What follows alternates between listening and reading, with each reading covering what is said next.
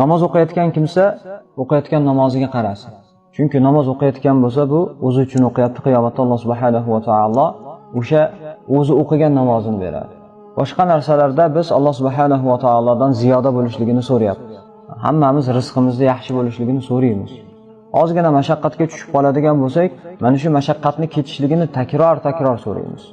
Yoki bir musibat bo'lib turib yabanchiga tushib qolinadigan bo'lsa, yoki misol uchun birodarlar qamoqqa, jazoirga tushib qoladigan bo'lsa, har kuni, har duosida, har tahajjudida so'raydi.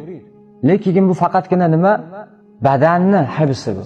Xuddi shunday qalbimiz ham agar u narsani yangilab turmasak, Alloh subhanahu va taoloni muhabbatini qalbga solmaydigan bo'lsa, sijin bilan bir xil bo'lib qoladi.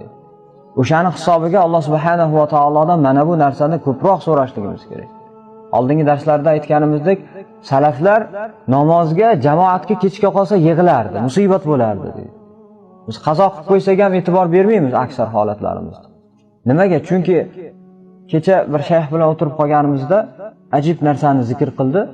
Alloh subhanahu va taolo xohlagan bandasiga ne'matni beradi. Va ana shu ne'matlarning eng kattasi iymon ne'mati. Alloh subhanahu va taolo siz bilan bizga iymon ne'matini berdi. Va mana shu ne'matlardan hisoblanadi, istinbot qilib aytadigan bo'lsak, mana shu ne'matlardan hisoblanadi namozda xushu qilib rohatda bo'lishlik. Bu haqiqatda ne'mat. Payg'ambar sallallohu alayhi vasallam ochiq hadislarda aytdi.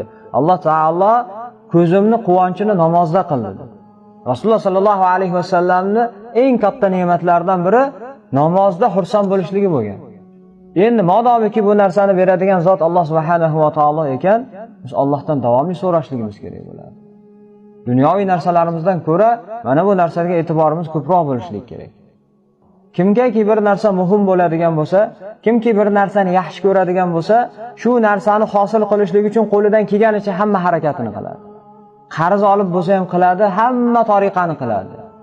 Modomiki Alloh subhanahu va taoloning qo'lida ekan xushu berishlik, siz Alloh subhanahu va taolodan mana bu narsani yalinib, yolvorib so'rashligingiz lozim bo'ladi.